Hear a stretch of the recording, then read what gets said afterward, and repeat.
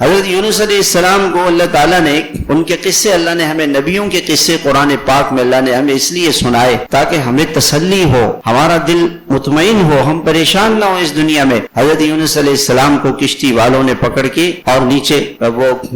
دریا میں پھینک دیا، اور دریا میں پھینکنے کے بعد ان کو مچھلی نے نگل لیا، فالتقمہ الحوت، مچھلی نے ان کو نگل لیا۔ اب مچھلی کے پیٹ میں، اور نہ کسی سے فون نہ بات، نہ کسی کو پتہ بھی نہیں کہ آپ کہاں پر ہیں، اور اس مشکل میں انہوں نے اللہ کو پکارا، اللہ کو پکارا۔ اللہ تعالیٰ کہتے ہیں اگر وہ ہمیں نہ پکارتے تو قیامت تک وہ اس پریشانی میں رہتے، اور ہم نے فَنَجَّيْنَاهُ مِنَ الْغَمِّ، اتنی بڑی پریشانی اور اتنے بڑے غم سے ہم نے ان کو نجات دی، ہم نے ان کو بچا لیا۔ اب کوئی یہ کہہ سکتا تھا کہ جی وہ تو اللہ کے پیارے نبی تھے اور اللہ اپنے نبیوں کا بہت خیال رکھتا ہے، ہم جیسے مسلمانوں کو اللہ تعالیٰ کیوں کیسے پریشانی سے بچائے گا؟ اللہ تعالیٰ نے جواب دیا وَكَذَلِكَ نُنْجِي الْمُؤْمِنِينَ، اگر ایمان والے بھی ہمیں ایسے پکاریں، ہم سے مانگے، ہمارے پاس آ جائے، ہم ان کی پریشانیوں کے دور کرنے والے کون ہیں؟ اللہ ہیں۔ قُلِ اللَّهُ يُنَجِّيكُم مِّنْهَا وَمِن كُلِّ كَرْبٍ، جب مکے کے کافر اس زمانے میں